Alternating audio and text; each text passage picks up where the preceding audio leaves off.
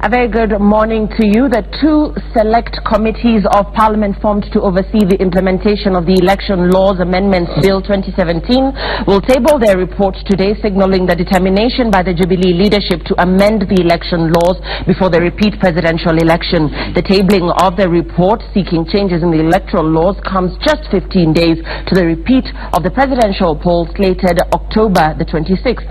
Jubilee has announced that they will carry on with the controversial amendments of electoral laws this week, even as President Uhuru Kenyatta says that opposition leader Raila Odinga plans to boycott the repeat poll. NASA, on the other hand, has not only increased demos to 3 days a week, but also plans to continue with their anti-election campaigns across the country. And Jubilee and NASA have been battling for the control of the coast. The opposition scooped most of the votes in the region in the August 8th polls, and President Uhuru Kenyatta and his deputy are currently in Mombasa for the third day today in a poaching spree that has targeted Raila's allies. Good morning and welcome to Citizen Extra. It's exactly 15 days to the repeat polls. My name is Lillian Muli. This morning in studio, I'll be joined by guests. Among them is David Kosing, MP Pokot South. Also with us is Brian Weke, who is a political analyst, and also with us Kimani Gunjiri, MP Bahati, and David Osiani, who is a political analyst. Good morning, gentlemen, and thanks for being with us. Before we get into our conversation this morning, let's cross over to Nyeri County, where Martin Munene is on standby. President Uhuru Kenyatta and indeed Jubilee claiming that Raila Odinga, NASA presidential candidate, plans to boycott the October 26th election. Let's listen into reactions from Nyeri County, which is perceived to be a Jubilee stronghold. A very good morning to you, Lillian, and like you said, you're getting us live from Nyeri County, and where I'm standing is at one of the bus parks in this town, and what the talk here is people actually feeling what the president said, that the NASA leader Raila Odinga plans to boycott the polls, and people here are not happy with that statement because they feel that failure for the NASA candidate to participate in the poll could prolong this whole electioneering period, and for them they say that they cannot take it because one, their businesses are suffering, and two, they've spent a lot of resources not only mobilizing but getting themselves ready for this particular election. And with me here today is a section of the Matatu owners and operators where I'm standing, and they're just going to be giving us a perspective on that, helping us understand what they feel about what the president said, that that Raila Odinga plans to boycott polls. And we're going to be just sampling just a few people and hear what they have to say. Labda kwa kifupi, tafadhali karibia hapa na uangalie pale, labda uanze na majina yako na kwa kifupi sana utueleze, kuna madai ya kwamba Raila Odinga anataka kujiondoa katika uchaguzi huu. Kama mfanyabiashara hapa Nyeri, maoni yako ni yapi na mko tayari nyinyi kwenda uchaguzi? My name is Justus Degwagari. I'm the Secretary General Matatu Owners Association in Nyeri, and we in Matatu's fraternity, we are very ready for the elections on 26th, and we have talked to our members that we shall try to transport old, sick people and also those who are vulnerable. We take them to the polling stations, since we would not like to waste another time or wasting our resources, for even our business now is declining. From the time when the elections was held, that was 8th of August, our business has been going down, and as we speak now, we have gone to an extra mile. If we ask our Raila Odinga, if really he is a Democrat, can he please, the votes will not be casted in by the Madamanos and what have you. Let us meet in the Debe, we vote, and really we are very much prepared at this time, even before what we have done. For really, what we ourselves we are suffering, and in fact we cannot even tolerate to say like that and think that he has boycotted elections. Let him light and he give our president, we given the permission to be sworn in as our sole president. All right, and maybe just another person, labda kwa kifupi tueleze maoni yako kama mkazi wa Nyeri kuhusu huu mambo hii ya kuwa labda Raila Odinga hatakuwa ama tashiriki kwa uchaguzi, unaona vipi? Kwanza kwa majina yangu naitwa Francis Kang'ethe Mwangi. Mimi ni mkaanji wa Nyeri, nafanya kazi hapa kwa stage. Maoni yangu ni kwamba tunaona kweli Raila hayako tayari kwenda katika uchaguzi, na ndipo tunaona hata wakati huo anasema anataka kwenda UK. Tunajua ni kweli anataka kuondokea uchaguzi, anataka kutorokea nchi za nje. So mimi kwanza naomba serikali isimruhusu aende mahali, kwanza tuchaguane, na after election agoje mpaka Chebukati na IBC yake waseme huyu ndiye ameshida, huyu ndiye ameshida. Kwa hiyo maoni yangu ni kwamba lazima tuende katika uchaguzi, na sisi tuko tayari kwenda uchaguzi. Hata kama wangesema ni kesho, sisi wanajubilia ama wakaji wa Nyeri, we are ready to participate to the election. So tunaomba Raila kama ameshindwa aseme ameshindwa, aadikie IBC barua amesema hakuna uchaguzi. Lakini baadaye kama atakataa uchaguzi, tunaomba achukuliwe hatua ile inafaa. Uchumi wa Kenya umesoroteka juu yake. Sasa tumetuma magari kama 10, tunakuwa tumetuma magari kama 40. Sasa hakuna kazi, ukiangalia watu wote wana parking hata hakuna. Hawa madereva wote wanagoja kazi, hakuna kazi. Kwa hivyo uchumi wa Kenya umesoroteka juu ya mtu mmoja. Thank you. All right, that is the feeling in Nyeri County. Many people feeling that they are ready for elections, and the elections should not be delayed any further because they are saying that one, their business is suffering, and that is how things are in Nyeri County. Back to you in studio, Lillian. I am Martin Munene in Nyeri County. Residents there in Nyeri County reacting to claims by Jubilee that NASA presidential candidate and opposition leader Raila Odinga is planning to boycott the election. Let's cross over to Uasin Gishu County. John Wanyama is on standby in Eldoret. Let's get reactions from that part of the country as well. John. A very good morning to you, Lillian, and here in Eldoret, where I am specifically at the Boma Inn Hotel, and I'm with the Nandi Senator Wakili Cherargei, whom we would like to talk to tell us what is his feeling about this issue of NASA leader Raila Odinga, who is expected to go outside the country any time from now. So without wasting time, Lillian, let me talk to Wakili to tell us his feeling and his opinion. Wakili, what is your take on this issue? No, personally, I don't have a problem with Raila Odinga traveling out of the country. He could have his own reasons as to why he's traveling out, but there is speculation, a lot of speculation, that he wants to avoid 26th presidential election. People should note that under Article 38, everybody has a right to run for an office or to vote. So no one will force him either to participate in the presidential election or to vote even in that presidential election, because that is an individual right and he has a right, and we are aware the reason he is running away. You can see there are mass defections to Jubilee, which he has clearly, the writing is on the wall that Jubilee will win by landslide, and I think that is some of the reason he has gone panic. He has lacked strategy, he is running away, and you know, those are some of the issues that we want to see. But we hope he will be a gentleman enough, right to IEBC, that is not going to participate in the presidential election. Then under article of the Constitution, the president will have an opportunity to be sworn in as an opposed, and you have to know that this country has to move forward. Now as we talk, we are taking around two years now doing electioneering period, which has a toll on our economy, on the national fabric, on our social fabric as a nation.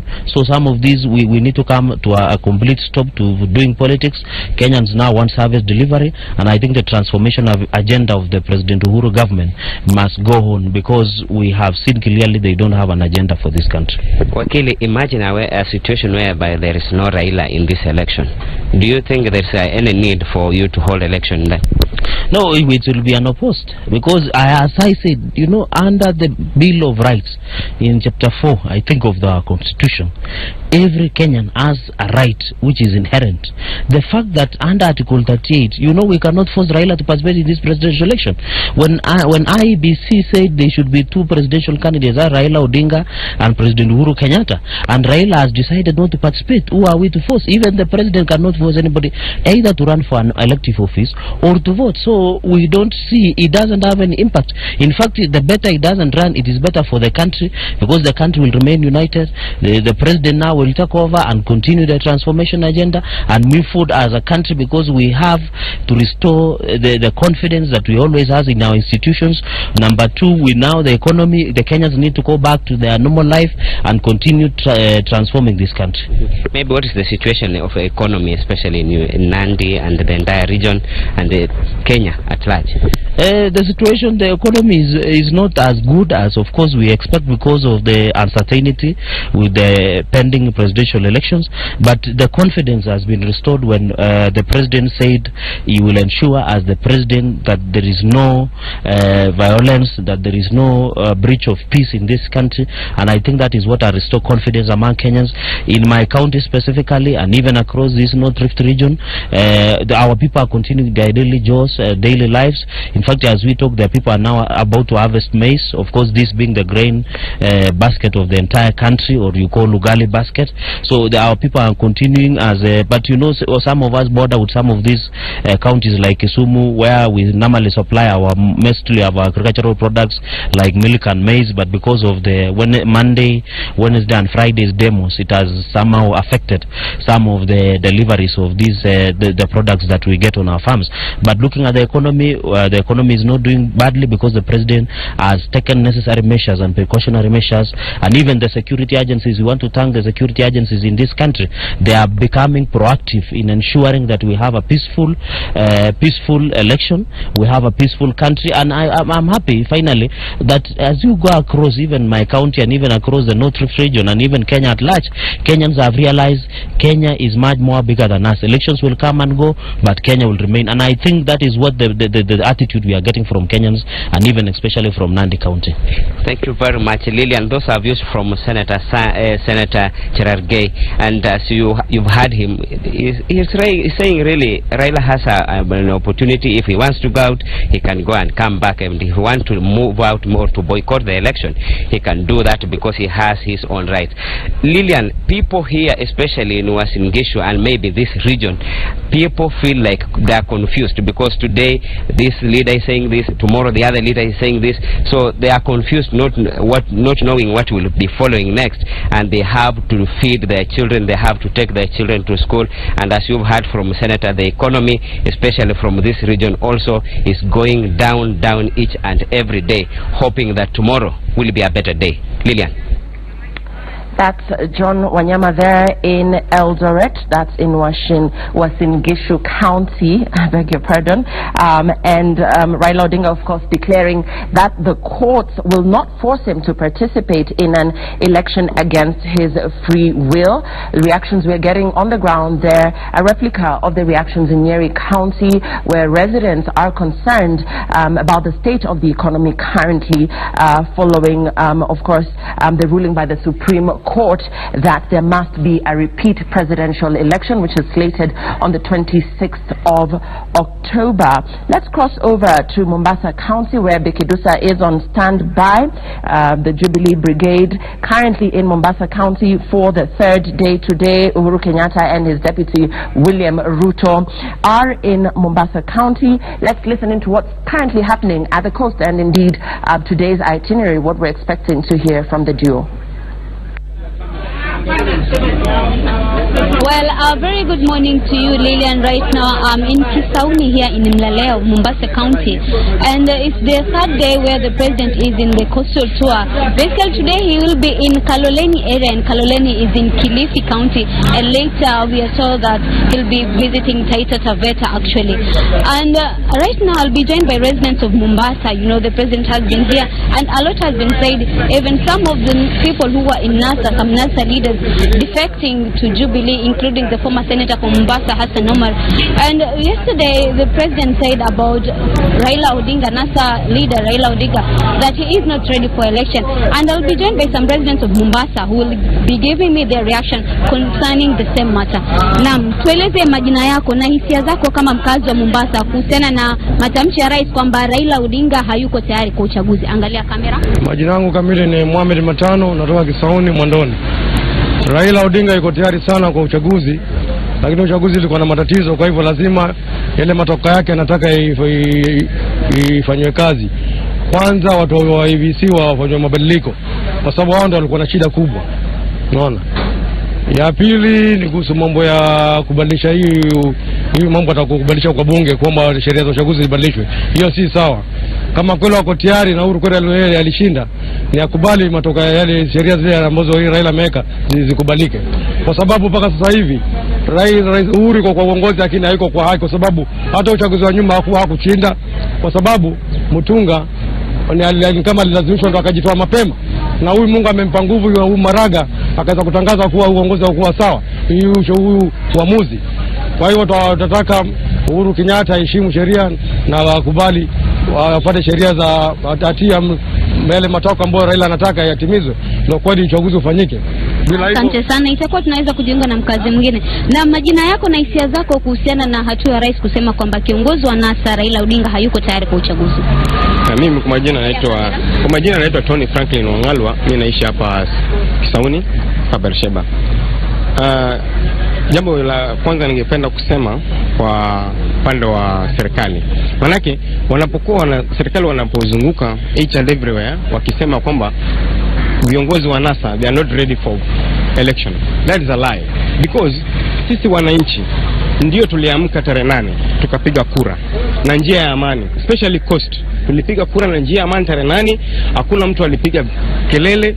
Alafu kura zetu zikikwenda kule mbele kule kwa upande wa Bomas, tunasikia ati imeenda other way round. IEBC hawakufanya wajibu yao vizuri. Mpaka sisi hapa chini tukaanza kuwa na shida, tukaanza kulumizana kwa nini ilikuwa hivi. Sasa kesi imeenda kotini, imesemekana kwamba kulikuwa na dosari, uchaguzi urudiwe, sio? Sawa, tumekubali rudiwe, lakini wale waliokuwa walileta shida katika hiyo uchaguzi they are still there. Even I myself, I cannot accept the same person alifanya shida na kura yangu ikafanyika other way round, tena nimpelekee tena ile kura atasimamia. That's a lie. Asante sana, itakuwa tunajiunga na mkazi mwingine. Na niambie majina yako na hisia yako kuhusiana na hatua ya rais kusema kwamba kiongozi wa NASA Raila Odinga hayuko tayari kwa uchaguzi. Kwanza mimi kwa majina naitwa Johnson Shauri Gambo. Mimi ni mkazi wa Pwani kutoka familia ya Mzee Nguma. Mimi kwa kweli ninasikitika sana na nilitafuta nafasi hii ili niweze kuwasilisha uchungu wangu kwa upande wa serikali. Mimi nimelelewa katika eneo la Bamburi. Tuna shamba yetu, miaka na mikaka mababu zetu wamekuwa wakiishi. Hisia zako kuhusiana na hatua ya rais kwamba Raila Odinga hayuko tayari kwa uchaguzi ni zipi? Hisia zangu za Raila kwamba hayuko tayari, hiyo ninakubaliana nayo. Huyu mzee ni kwamba hayuko tayari. Lakini tatizo linaloniumiza moyo wangu mimi ni kwamba miaka yote tumekuwa tukisapoti serikali. Mimi pamoja na ukoo wangu wote tumekuwa tukililia shamba yetu. Naam, asante sana, itakuwa tunaweza kujiunga na mkazi mwingine. Na mtuambie majina yako na hisia zako kuhusiana na hatua ya rais kusema kwamba Raila Odinga hayuko tayari kwa uchaguzi. Mimi naitwa Joseph Peter Matata. Ni mzaliwa wa Tana County, lakini mimi nimekata kura hapa Kisauni. Mimi sikubaliani na hayo maoni ya rais ya kwamba Mheshimiwa Raila Odinga hayuko tayari kwa uchaguzi. Yeye Mheshimiwa rais ndiye hataki Raila aende kwa uchaguzi kwa sababu anajua yale mambo amefanya. Sisi tunasema kama wapiga kura, tunasema ile uamuzi wa koti ambao koti imeamua ni lazima serikali na IEBC wafanye marekebisho so that tukienda kwa uchaguzi tujue zile kura zetu hazitaibiwa tena, kwa sababu sisi tulisimama masaa mengi. Tunajua kiongozi wetu ambaye tumechagua, halafu tuje tuambiwe kura mwingine ndiye amepata. Sisi tunasikia uchungu sana. Tunamunga mkono Raila Odinga maamuzi ambayo yuko nayo mpaka marekebisho yafanywe ndio twende kwa playing ground. Asante sana. Itakuwa tunajiunga na mkazi mwingine wa mwisho. Na mtuambie majina yako na hisia zako kuhusiana na hii hatua rais kusema kwamba Raila Odinga hayuko tayari kwa uchaguzi. Jina langu kamili naitwa ndugu Nelson Kalume. Mimi naanza nikasema ya kwamba mheshimiwa Raila Odinga yuko tayari kwenda kwa uchaguzi wa pili wa urais, lakini shida ni kwamba kama IEBC yenyewe, nyumba ya IEBC yenyewe ndio imechafuka, inastahili isafishwe ndio tuone ya kwamba kama tunaweza kupata viongozi wazuri watakaosimamia huu uchaguzi kwa njia nzuri. Alafu jambo lingine ni kwamba mheshimiwa Uhuru Kenyatta na IEBC pamoja na mheshimiwa Raila Odinga kama wanaweza kuja meza moja wakajadiliana ili wapate suluhu kama uchaguzi unaweza kuendeshwa kwa njia ya kweli na uhaki. Asante sana. Thank you very much. As you've heard there, Lilian, mixed views from residents of Mombasa, but at the end of the day what they want is the president and Raila Odinga to sit together and come to a conclusion whereby they'll solve this issue once and for all, and in 26th October we'll have the elections. Back to you, Lilian, in studio. Thank you for that, Bikidusa. That's Mombasa County. Reactions from there. Remember, the president and his deputy are currently in the coast region and will be getting updates on what their itinerary today is. Of course, as they continue with their vote hunting spree. Remember, this region voted for the opposition in the 8th August polls. We're yet to see whether the Jubilee Brigade will be able to turn the tide towards its favor. That's come October 26th. Let's cross over now to Kisumu County, where former Kisumu County Governor Jack Ranguma had filed a petition at the Kisumu High Court challenging the election of current Kisumu Governor Professor Anyang' Nyong'o. Let's listen in from Laura Achieng' on exactly what's happening there.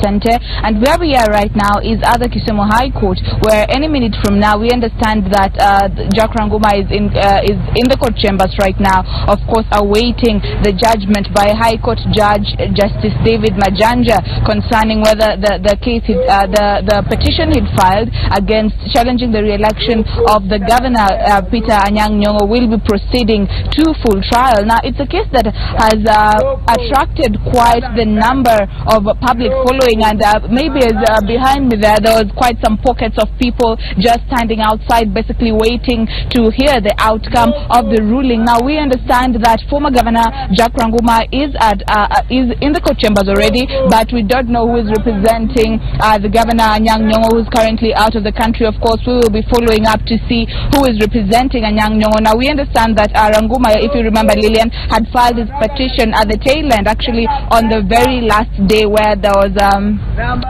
expected to be filing the petitions, and he had filed against the Governor Anyang' Nyong'o, against Kisumu County Returning Officer Mr. John Cox, and the IEBC Commission as a whole. Of course, some of the issues he was citing include irregularities in the counting of votes and also the number of voters, and we know that Governor Nyong'o had won by a margin of close to 80,000 votes, and of course Ranguma was decrying that, saying that there was a lot of irregularities and inconsistencies during the August 8th polls. And of course we will be waiting to hear whether the High Court judge will rule in favor of Ranguma, where the case will proceed to full trial. But as it stands, it was still in the pre-trial stage, and today is the day where he determines whether the case will be proceeding to full trial or not. Lilian. Thank you for that, Laura Achieng' there, reporting to us from Kisumu County. That is following the petition from former Kisumu County Governor Jack Ranguma challenging the election of Anyang' Nyong'o, who is the Kisumu Governor. Back here in studio, I'm joined, as earlier mentioned, by David Kosing, who's a Member of Parliament, Pokot South. Also with us is Brian Weke, political analyst. Also with us this morning, Kimani Ngunjiri, Member of Parliament, Bahati, and we are also joined by David Osiang, who is a political analyst. Before we get into our conversation this morning, let's get reactions from both sides of the political divide as regards the October 26th repeat election date. Kama nia yako ni kulete confusion katika taifa letu, kwa sababu unajua ya kwamba hauna idadi ya watu wa kushindana na Uhuru Kenyatta, maandamano na fujo na kumwaga damu na kulete ghasia katika taifa letu is not an option in our country. Kama wewe ni mtu wa demokrasia vile unasema, tunakutarajia kwa debe wananchi wa Kenya waamue, kwa sababu wananchi wa Kenya wamechanuka. And we gave the IBC a list of items that we wanted to be sorted out, what we called the reducible minimum, that will create a conducive environment for a free and fair elections. As far as you're concerned, the IBC has not responded positively to most of those issues. So most of them remain outstanding as far as you're concerned. And regarding the notice, you know, this is a democratic society. I live in a democratic society. It's what is called freedom of choice. So if I choose not to participate in a pre-rigged electoral process, it's my democratic right. No court can order me not to do so. Sasa tukiwa hapa tuwasikia ya kwamba anataka kutangaza hivi karibuni ya kwamba yeye amejiondoa kwa uchaguzi wa tarehe 26.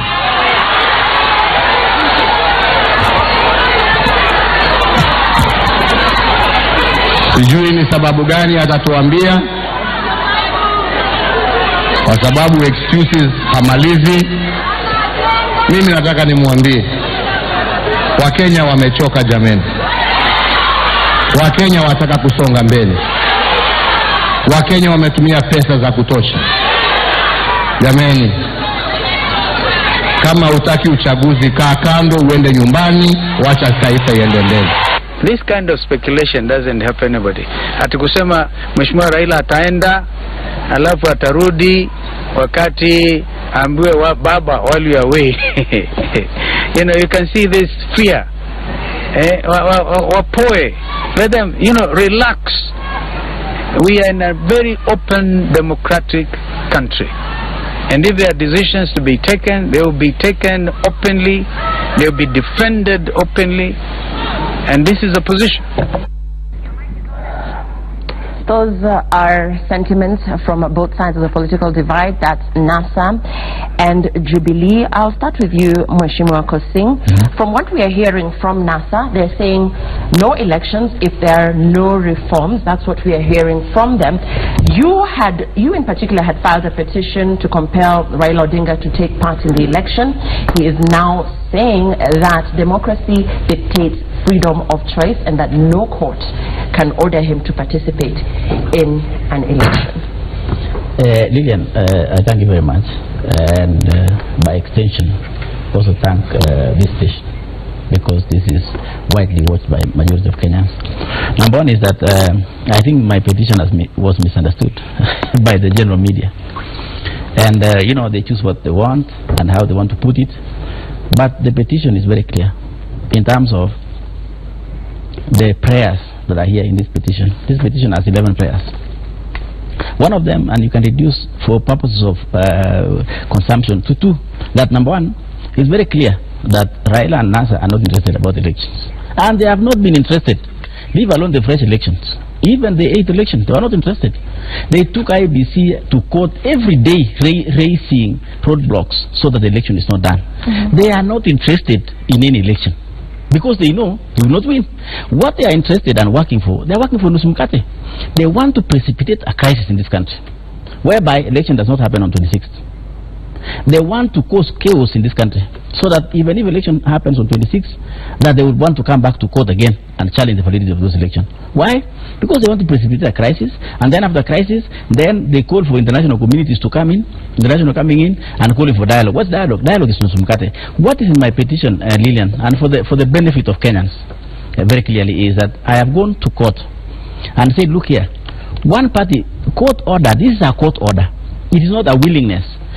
In fact, you know, when the ruling was done on 1st of September in Supreme Court, in fact, it was supposed now to be even, or ask Raila whether he wanted now to participate in the fresh election. But they were not asked. The court said, okay, the person who won, President Uhuru Kenyatta, and Raila Odinga, there are only two.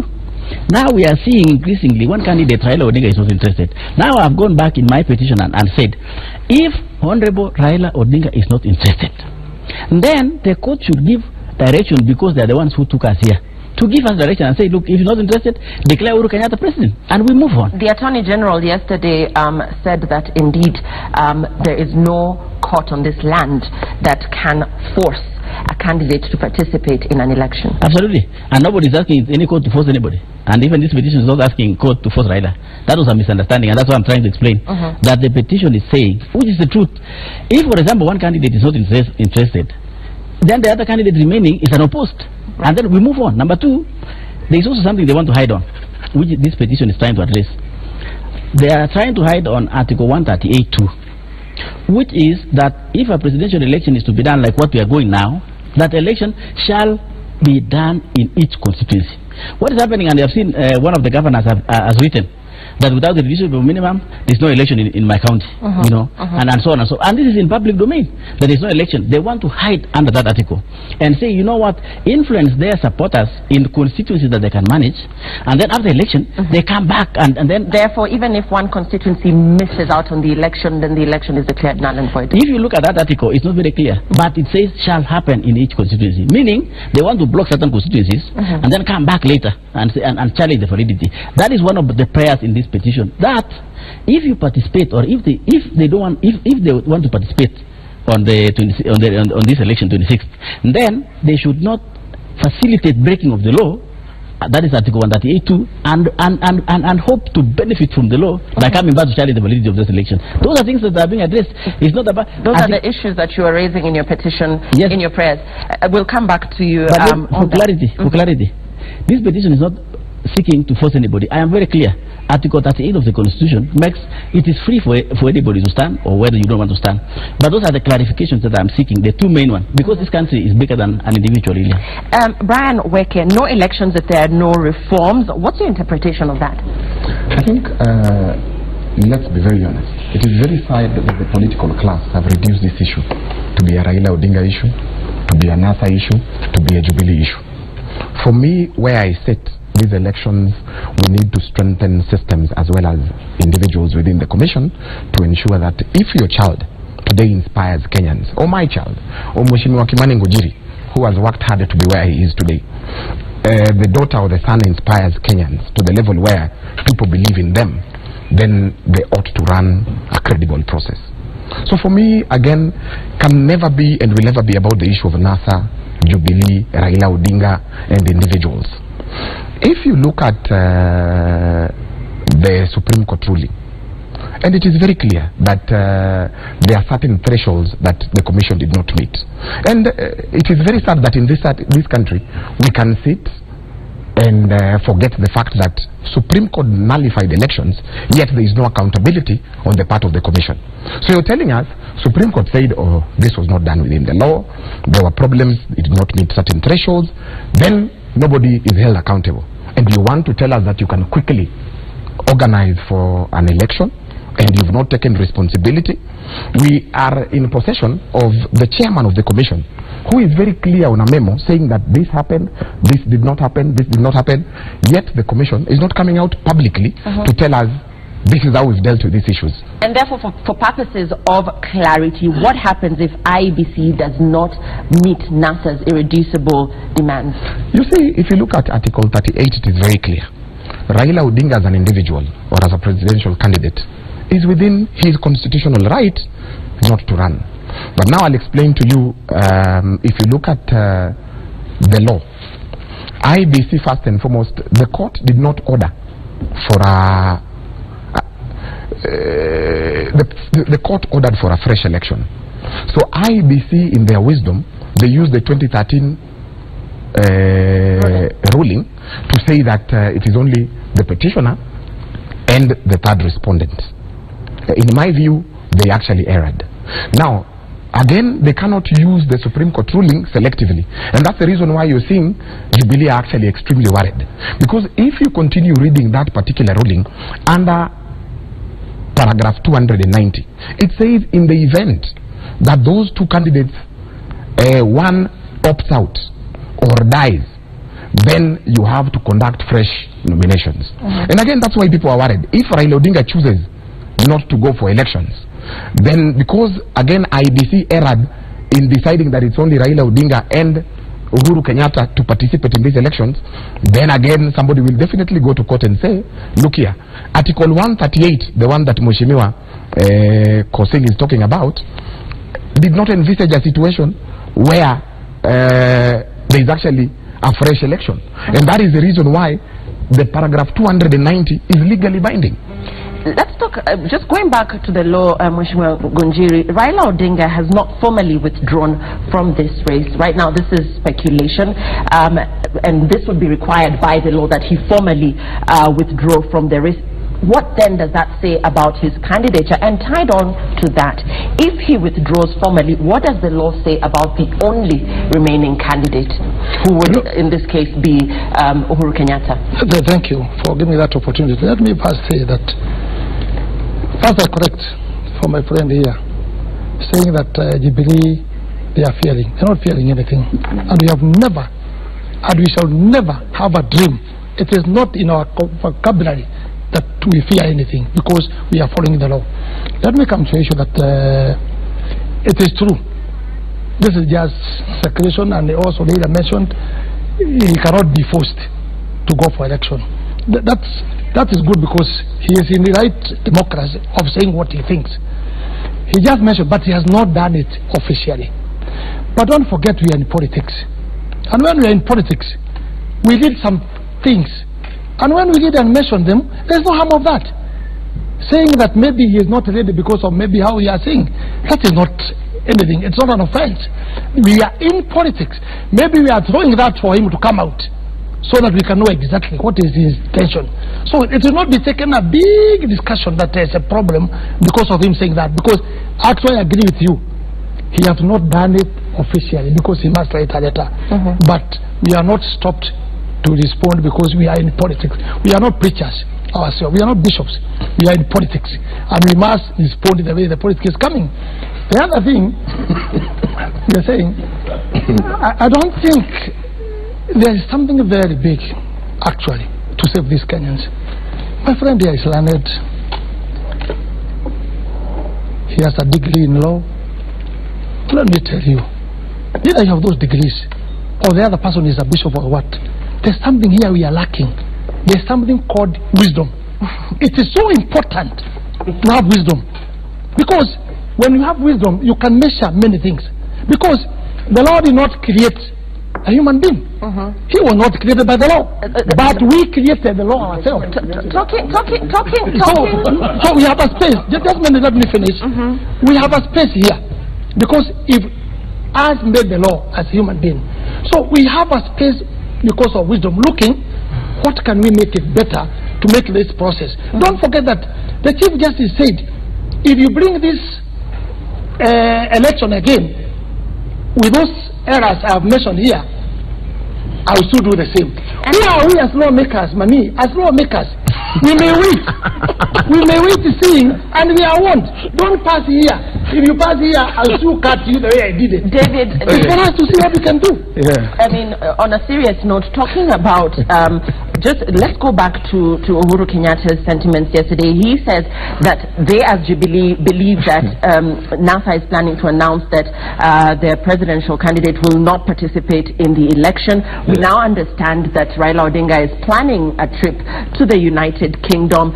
Is NASA gearing or planning a political crisis which could essentially precipitate the formation of a transition or coalition government when we see lack of clarity in terms of what their intentions are, what NASA's intentions are, whether or not they plan to participate in the election, when we hear them coming out with this rhetoric that the law does not dictate whether or not a candidate should participate in an election? What do you read into all of this? How do you interpret all this?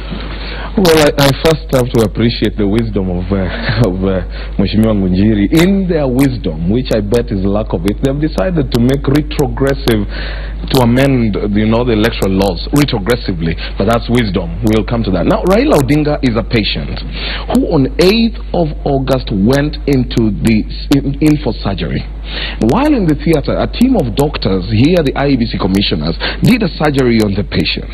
Now, when the patient left hospital, he felt pain, and when he went for scan, realized that a scalpel was left in his body, or a needle, or whatever it is. Now, what Raila is saying is, I am going back for surgery, but I'm being told the same doctors are coming to handle me.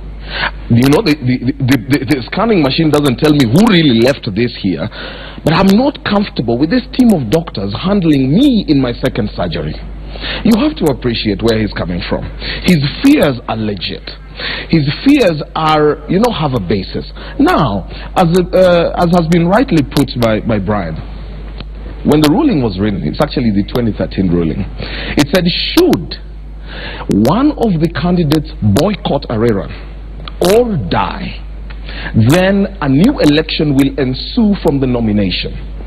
I bet that is where the problem comes from, my very good friend, Honorable David Losiako Kosing. Because then they are left wondering, I bet they're dealing with the unpredictable nature of the NASA leader. They're left wondering, what is the next game plan? Is he going to run? Is he going to give us someone new? Is he going to throw us off? Because that then takes 3 months, within which now IEBC can actually quit without creating a crisis. So I think Raila's assertions have been that he wants a few people who he does not have faith in to quit so that the process can seem to be fair. Processes cannot only be declared to be fair. The people who undergo those processes must themselves believe that the process will be fair. Now, if Jubilee believes that the process is fair, but the other side does not believe the process will be fair, then it is only right. But in 15 days, David, what really can be done in terms of reforms in 15 days? Well, resignation is an option. It doesn't even take 10 minutes, Lilian. Resignation doesn't take 10 minutes. If I were in those positions that Raila has said, and then they said, guys, I don't have trust in you.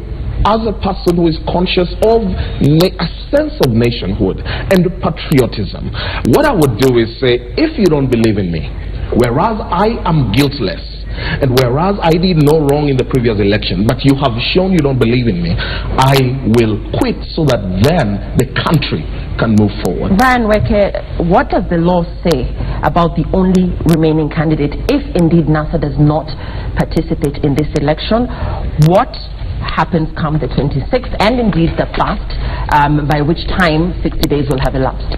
Honorable Kosing, if you look at this constitution, we came up with a brilliant constitution, but we had not envisaged all scenarios. Yeah.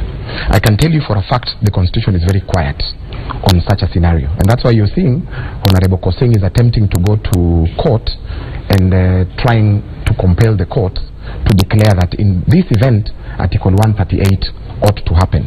What Mheshimiwa Kosing has not done is to read the constitution from 137 all through. Now, and that is the quagmire that we have, because the constitution had not foreseen all these scenarios. Of course, it talks about if only one candidate for purposes of presidential is nominated, the candidate shall be declared elected. But this only happens during the process that we had started. Not in the event that you've done the nomination, people have gone for elections, and subsequently election being held, and the court has actually nullified it. Now, what the Constitution does not address is in the event that the court has nullified the presidential election. However, Mutunga and his team, in the 2013 ruling, they addressed themselves to this matter because, again, they realized that there is a lacuna. And it is very clear, and that's why I'm telling you so that you can hear me clearly.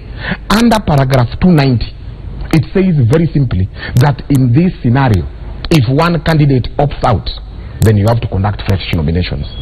That basically means we have to start the process afresh. And that is where the problem is. Jubilee, on the other hand, as you heard from Uhuru Kenyatta, says that, you know, Raila is in his rightful place not to participate in the election because then they believe that their candidate will automatically be sworn in as president. Absolutely, it can't. The Constitution is very clear that when it goes ahead, it says there is a threshold. Under 4, a candidate shall be declared elected president if the candidate receives more than half of the votes cast. So there is the 50+1 threshold, there is the county threshold. So you cannot just wake up and declare Uhuru president based on what? Uhuru was, you see, once the Supreme Court nullifies the election, it is presumed that no election took place. It is presumed that we do not have a clear winner. It is presumed that no election has happened. Then declare Branweke president. What's your response to Why do you want to declare someone or Kimani Ngujiri? Because there is no election. You're not a candidate. you know, these guys, and that's the problem now. People are trying to tie our constitution the way they want to interpret. That's our problem. But before I say that, I think there's one notion that we need to correct. If NASA, for example, has some irreducible minimum demands, that, you know, we should listen, or that should be listened to, that should be, you know, all these things. And then when on the other side we provide for a legal mechanism of addressing even some of these irreducible minimums in terms of the laws, you know, come to parliament, that is the chamber of debating. You know, people say, oh no, that is retrogressive, that is taking us back, that is, you know what, or we are changing the rules midstream. So what is right? Why would it, like, if it's not that it's right? And when we provide for the infrastructure for debate, it is wrong. So coming to your question, and that is why this petition is really critical, Lillian, going forward in this country.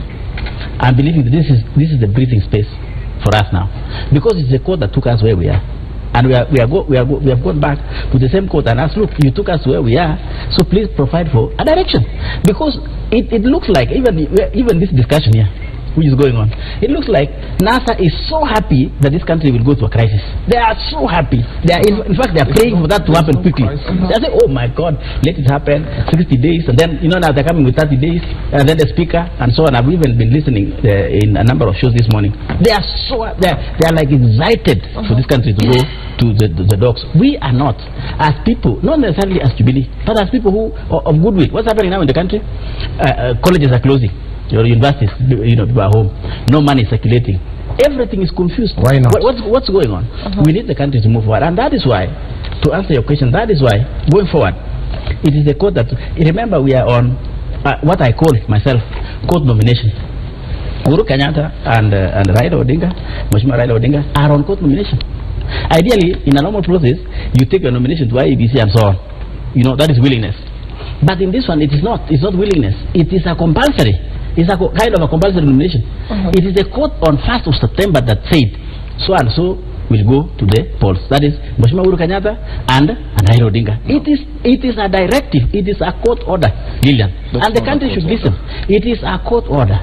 Court said this and this should happen. And therefore, that is why we said, look, because certain quarters are interested in creating crisis. How on earth, Lillian? And we don't. It is his right, Honorable Raila Odinga. It is his right to go out anytime or to go to any country. But look, 2 weeks to election, you are just going to a lecture hall, a lecture of maybe 50. You think that's a strategic move on his part? Is it? This trip is strategic? No. I listen to you. I listen to you. 1 minute. Yes. I listen to you. So what I'm trying to say, Lillian, is that one side. And that is why we need to rescue our country. So that is why we said, because it is, in my view, in my opinion, a court nomination, it is the same court to give us direction. Look, we like you and say, look, if one of them is not interested, then look at his nomination.